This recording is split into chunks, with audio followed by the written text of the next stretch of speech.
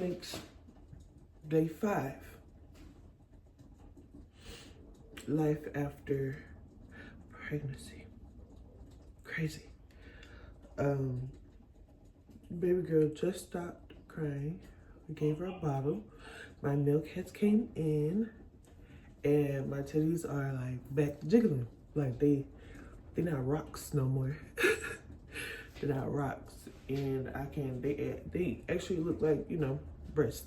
So, and I be touching on it. I'm like, and now I'm like, okay. When I touch on them now, I'm like, okay, there's milk coming in, and I can feel it now. And I'm like, period, because that man, I used to wake up hurting in the morning. For the next few weeks, we are gonna be inside. It's the middle of winter time. It's February. It's February, and I'm not really trying to go out right now while it's cold, but we got one more month left before it gets hot. I'm trying to talk louder, but man, my voice is shot. But let's talk pregnancy.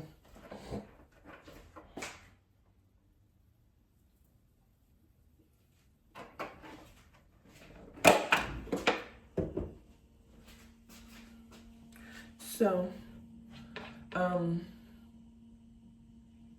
I was 40 weeks on the head last week on the 12th, and I was scared, y'all. I'm not gonna lie. Yeah, I already took him out.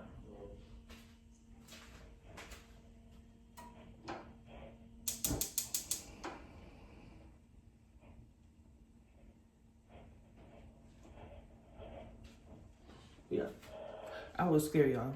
I was seriously, like, for real, just scared. Because the doctor told me the week before, she was like, hey, we might want to start talking about inducing. You want to see what mommy doing? Talking to YouTube.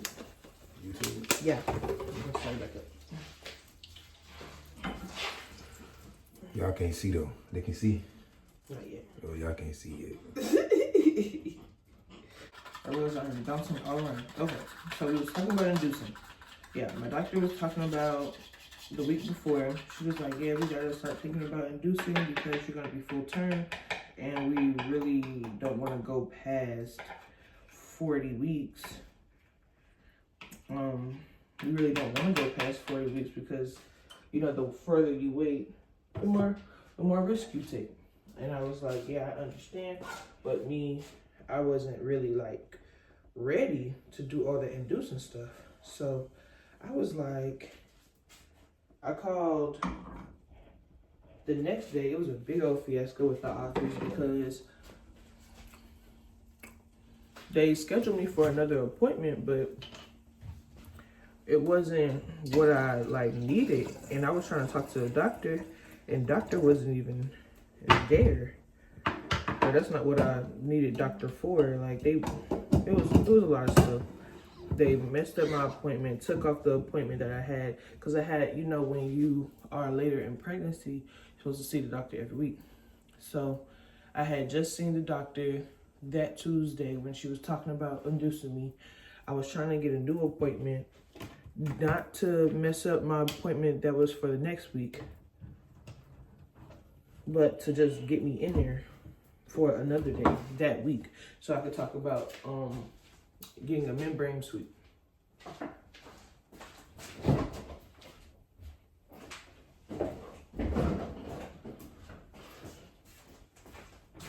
Membrane sweep did not happen. Why? Because that's good.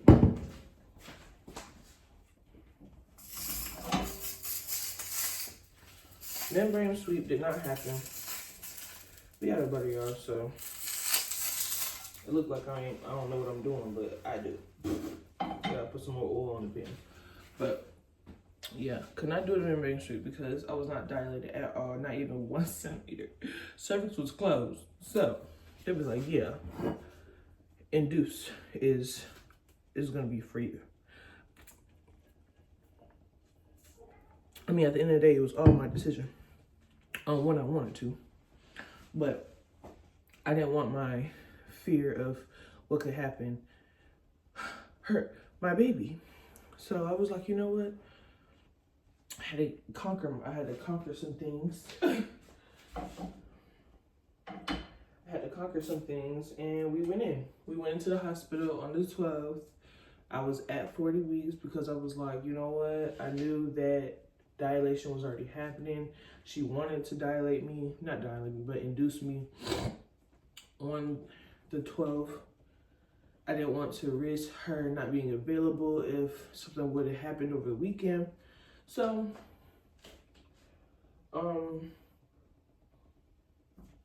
that was that. That's how that went. She came on the 13th.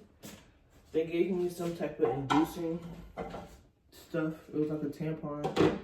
And it took 12 hours for it to help my cervix dilate fully. And it did.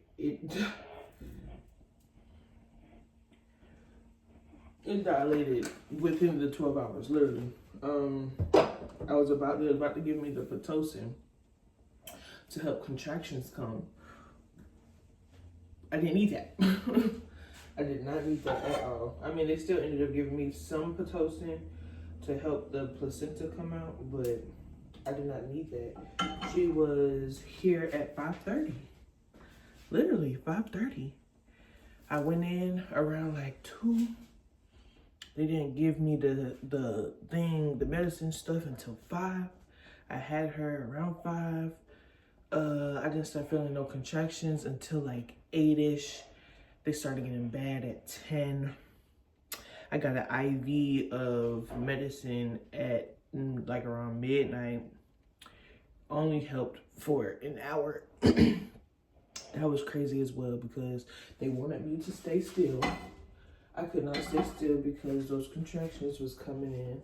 And I feel like because they were coming in chemically, you know, because they induced me, they just, maybe they felt like times 10 because when I finally let her check my cervix, which felt like hell, felt like I was dying. Like, she over here trying to do that. So I see what people mean, like, bruh, that mess hurt.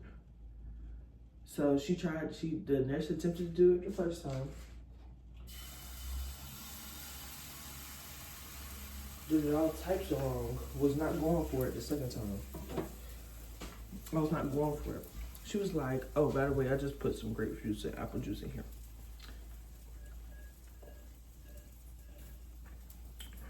Delicious. But yeah, I was not going for it for a while. She was like, hey, we have to successfully get a cervix check done before I can give you some medicine. I said, lady, you not, you playing around with my coochie because it's hurt. So if you do this next time, I'm gonna need you to, you know, get to doing what you gotta do. Which she did. So, that's what took it long. That's what took a little while for me to get some medicine, because I was scared. I was scared again. Don't care.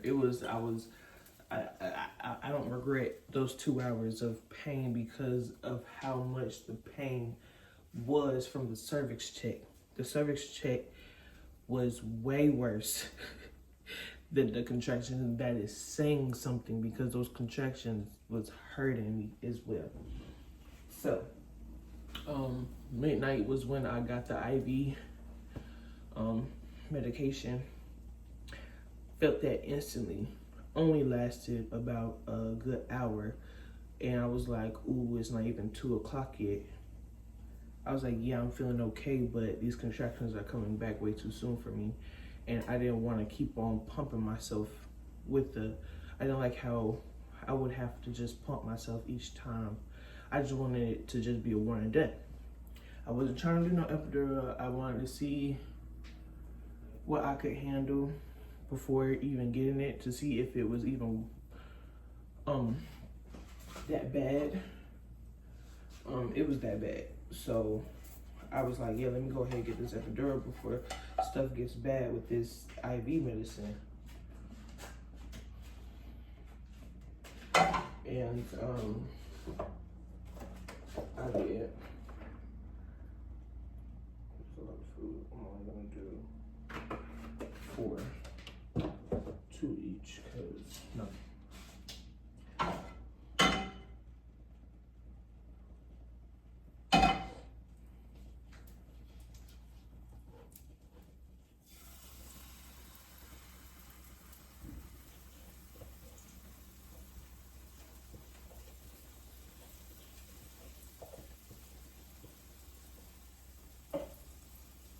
I'll make that one. But yeah, so I would say around like almost 2-ish, around there. Almost 2-ish, I got the epidural. Contractions were literally getting stronger as I was getting my epidural, but it wasn't as bad as the first set of contractions that I was feeling normally. So I got the IV, I got the epidural. I was actually able to take a nap. Crazy, right? I was actually able to take a nap. And I woke up around like 4-ish. It was the anesthesiologist that came in. She was like, hey, how are you doing? I'm like, I'm doing amazing.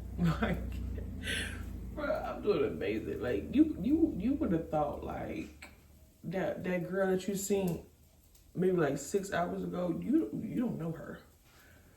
I'm like, I'm doing amazing. Like, I could skip on sunshine. Like, I mean, you know how people be like walking on sunshine? Skip the walk. I can skip on sunshine. This is getting so long. This is probably gonna be the video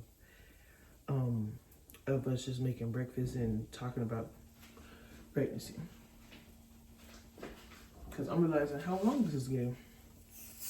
But yeah, skipping on sunshine, feeling amazing.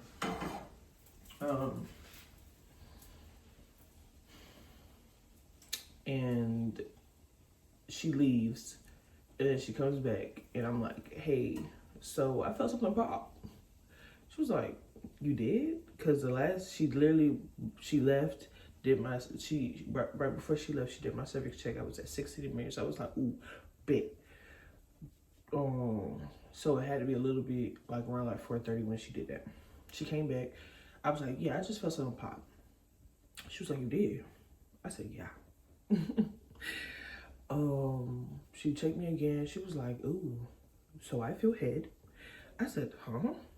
I said, you just told me I was at 6 centimeters. She was like, yeah, bump that. She was like, bump that. Let's practice pushing. And I said, okay, we're practicing pushing. So practice pushes turn into actual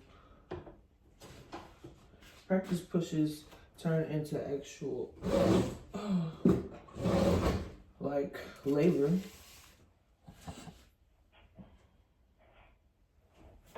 Yeah, practice pushes turn into actual labor, and I'm over here like, oh my goodness.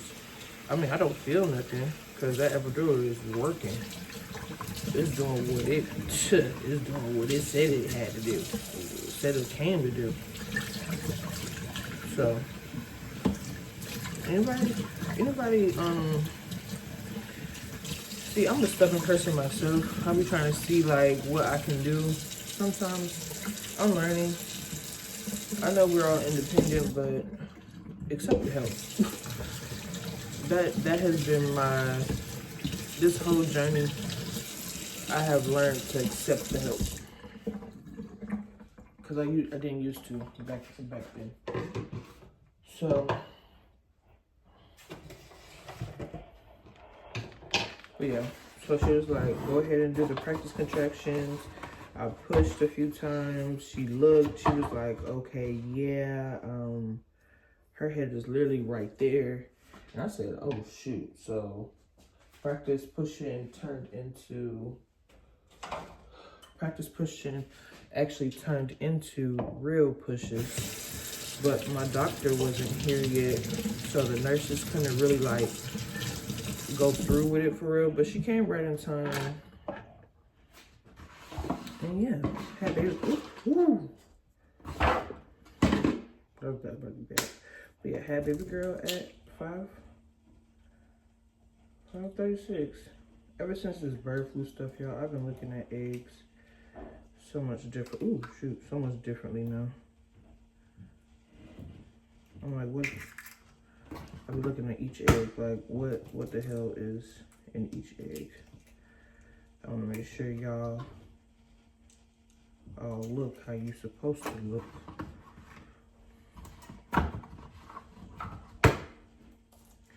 But yeah, that's about it, y'all. That is my... You think these little dots are supposed to be in these eggs? Is that regular? Is that regular? I'm talking to you, bro. Is that regular? I don't know. I don't see no burgers for real. I don't know, bro. They got me.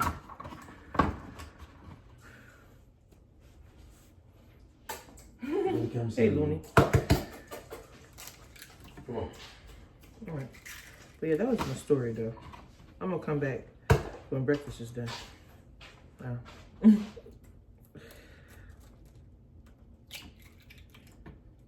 5 should be enough. No, 6. Wow. Really 7.